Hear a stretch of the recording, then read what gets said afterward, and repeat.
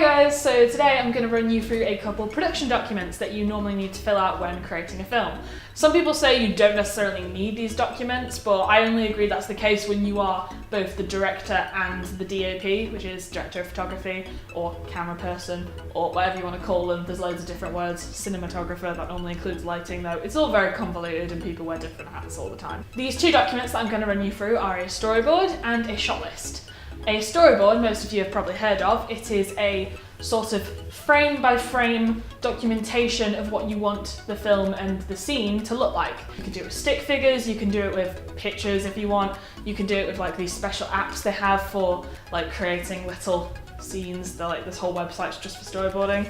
And what you do is you put a little description under each frame, which involves the shot type, potential length of the shot, any camera movement involved, and a mini description of what's going on. Now, a shot list is very similar to this, but instead of having a visual of the frame, you just list the number of the frame as it was in the shot list. You also have a brief description of the shot, and this time you need to have an estimated duration of how long the shot will last. The main difference between a storyboard and a shot list is that a storyboard shows it chronologically in the way the story will be told and how it will be shown on screen, whereas a shot list will have them ordered in the order you will shoot them. So maybe you've got a scene that is set in a train station, and then you've got one that's set in an office, and then you're back at the train station.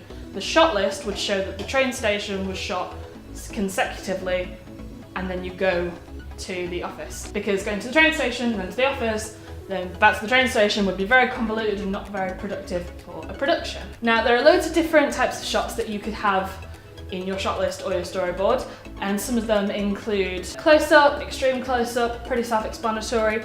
You could have a headshot, which is like just shoulders and above. You have a mid-shot, which is like waist and torso and above, or a long shot, which is the person's full body. There's also something called cowboys, which is where you show like halfway down the person's leg and then its knees upwards. There is an establishing shot, which is normally shown at the beginning of a scene to sort of let people know just generally where they are and what's happening and the sort of context of the situation. There is a point of view shot, which is like the character's perspective in the moment.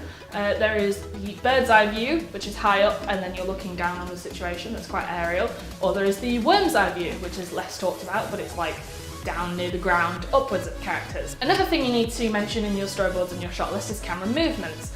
Now, everyone knows zoom and like pan and like dolly, but people get a bit confused when you talk about stuff like tracking shots, which is actually basically dolly but in a different direction. Some people, when they refer to a tracking shot, they use it as like the camera is following a character moving.